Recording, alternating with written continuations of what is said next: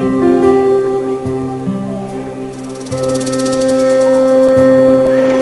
class.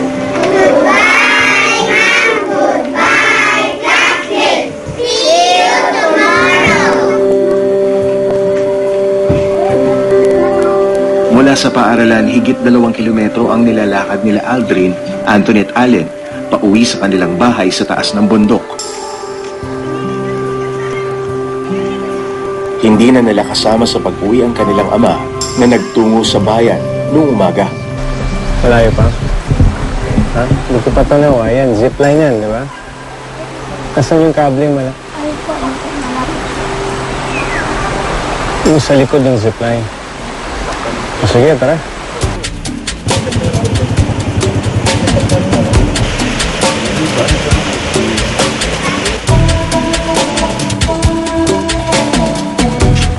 Madulas ang daan at matutulis ang mga bato na kailangang akyatin para marating ang tulay na kable. Ito yung kable na ginagamit ng mga batang tumatawid dito sa ilog. May 50 meters yung haba ng kable at yung taas na kanilang tinatawid ay umaabot ng hanggang 30 pie. Hindi na bago sa akin ang panganib na kinakaharap ng ilan nating kababayan dahil sa kawalan ng tulay na matatawiran sa kanilang lugar. Noong 2011 sa aking dokumentaryo para sa programang Eyewitness, nakilala ko ang ilang kabataan sa Cagayan de Oro na tumutulay sa ilog gamit ang tinatawag nilang motor.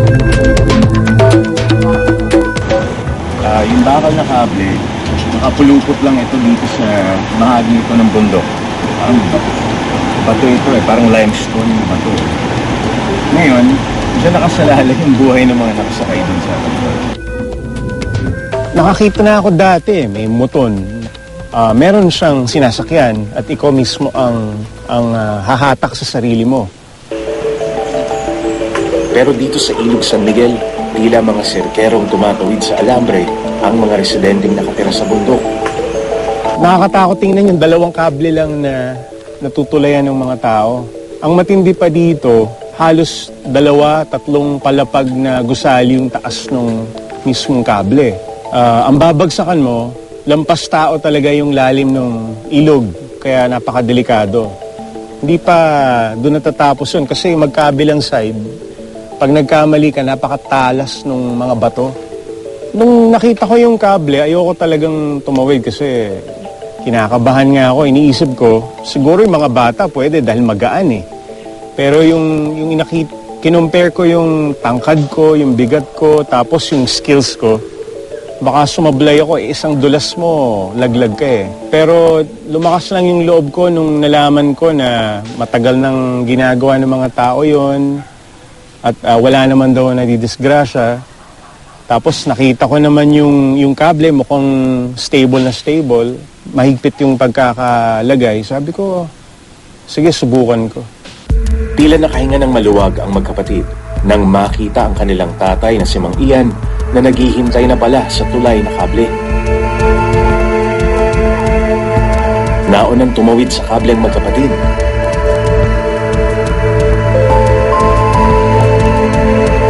Hindi bababa sa 5 talampakan ang pagitan ng 2 kable. Dahil wala pang 5 talampakan ng tangkad ni Aldrin, nakita ko kung paano pilit na inaabot ng kanyang mga paa at kamay ang magkabilang kable.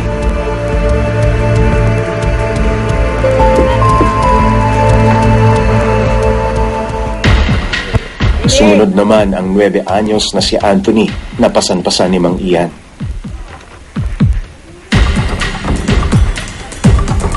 Dahan-dahan ang paghakbang ni Mang Ian habang mahigpit naman ang pagkakakapit ni Anthony sa ama.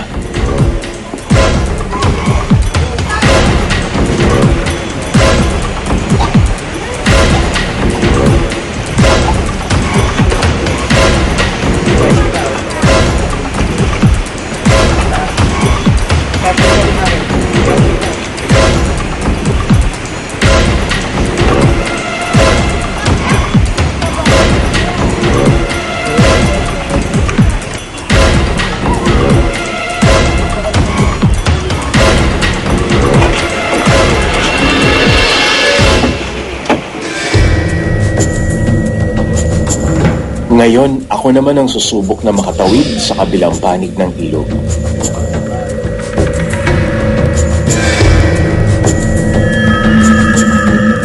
Nung sinampahan ko yung kable nung una, gumagalaw lang kaunti. Sabi ko, hindi pala masayaw eh. Sige, dahan-dahan.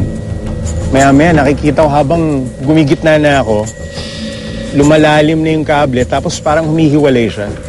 So mas nahirapan akong stretch yung mga arms ko dun sa tinatapakan ko.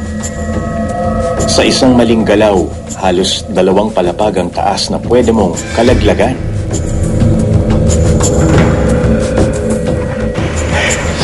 Nanganginig ng tuhod, lalong-lalo na yung nasa gitna. Iniisip ko ngayon, pag lumayo pa ako, baka mamaya hindi ko na maabot eh.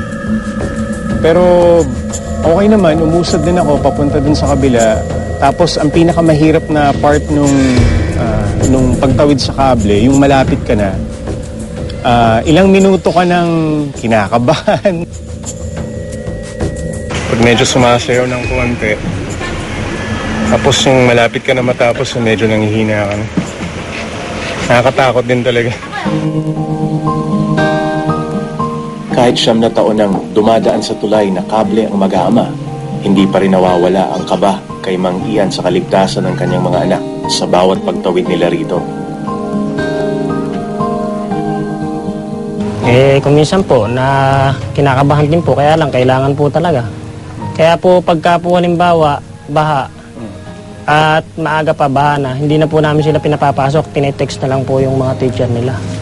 Kasi Para iwas, delikado na rin po. Pero pagka po, nasa school na po sila, tapos saka po bumaha, pag uwi po nila, naobliga po kaming itawid sila dun. Kahit po lalo mahirap kung kailangan pumasok. Kung kailangan po. Bilang magulang, kailangan po talaga magsakripisyo. Lalo na ngayong panahon ng tag-ulan, mas nakaantabay siya sa pagtaas ng ilog. Pag medyo umuulan na, kinakabahan na kayo at magkakable na yung mga bata. Pagka po nasa school, gano'n, kinakabahan na po kami. Bata mo na yung... Bata na po. Kung halimbawa po, bago lumalim, kung minsan, sinusundo na po namin, pinagpapaalam namin sa mga teacher. Hindi pwede sa tubig. No? Sabihin po namin, mahirap, baka po lumalim pa, mahirapan po tumawid sa kable. Mapayag naman po sila. Nagtatalo kay Aling Cecil ang pangamba para sa kaligtasan ng kanyang mga anak at ang kagustuhan niyang makatapos ang mga ito ng pag-aaral. Yung nararamdaman niyo pag tumatawid ng mga bata sa kable? Siyempre po, matindi ka ba? Hindi ka ba? Ano naiisip mo? Baka makabitiw, mahulog. Ganun. Isipin mo, ilang taon na nilang ginagawa yan eh, di ba? Tagal-tagal na din po. Hindi Mula po nung kayo nasasama? pumasok na siya. Hindi pa kayo nasasama. Okay naman po. Kaso lang minsan nakakatakot po talaga tumawid doon. Yung sakripisyo na yan, ang ibinubunga, ito, yung mga... Opo, para makapasok mga sila. award nila, di ba? Yung mga certificate na. Kaya Matinding po. sakripisyo din. Opo, para makapasok sila. Pero pagka talaga pong hindi kaya, Hindi hindi pipilitan. na po, papaalam na lang po sa mga teacher. Pwede naman po. Alam naman po nilang tawid ilog. Wala pa naman daw na aksidente sa pagtawid sa tulay na kable. Pero kahit si Aling Cecil mismo, ayaw nang subukang lumakad ulit dito. Ikaw, hindi ka tumatawid sa kable yan. Ano lang po, minsan lang po akong tumawid, mga 2006. Hindi na po naulit. Bakit to? Natatakot po ako eh. May lula po kasi ako doon sa kable. Saka po, tinali lang ako para makatawid. Gabi pa po. Ano yung naiisip mo habang tumatawid ka sa kable? Ay, nakakatakot po sobra. Kasi iba yung dating ng tubig po pala pag sa ilog. Hindi naman po kasi ako dito laki. Hindi rin ako marunong lumangoy. Natakot ako, baka mahulog ako. Taong 2004, nang ikabit ng mga residente ng Sitio Matlum ang tulay na kable na itinali nila sa magkabilang panig ng ilog. Gawa ito sa bakal na recycled cable wires na karaniwang ginagamit bilang kawad ng kuryente. Isa ang lolo ni na Aldrin at Anthony na si Mang Antonio sa mga tumulong na magkabit ng kabling tawiran. Yung kable na yan, naisipan namin kaya nga ikabit dyan kasi pagka malaki yung tubig, na-stranded kami rito, meron kami mga importante pangangailangan sa barangay, o naman ang bagay na kailangan namin yung tawid ng ilog, hindi kami makatawid. Inisip din namin, marami rin mga nasa ibayo ng ilog na ito, hindi nasa ibayo ng ilog na ito, na pag talagang baha, lalo kung may emergency, wala silang tatawiran.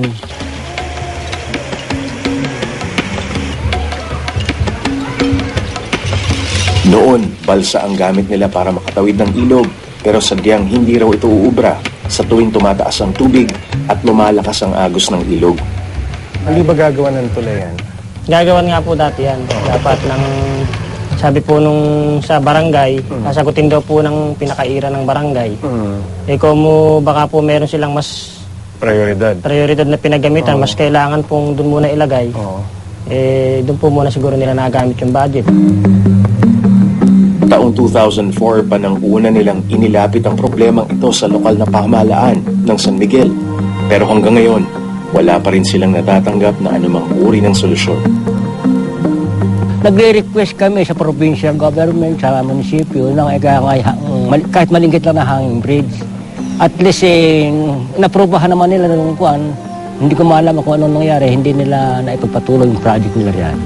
Yung tungkol sa Sitio Malapad na parang, yun ang nailapit na namin sa Bureau, sa Department of Public Works.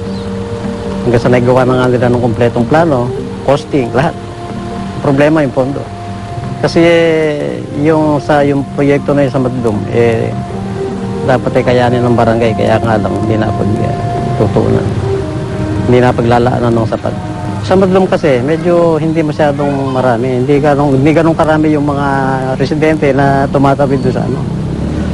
Mas priority namin yung mas maraming dumadaan. Yan na yung pinag-uusapan natin palagi di ba?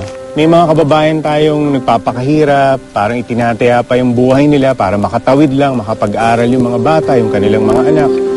Pero iniisip natin, yung pondo nung para dito, para matulungan yung mga kababayan natin na taga rito sa mga remote areas, sa mga isolated na barangay, parang napakatagal dumating yung tulong dito.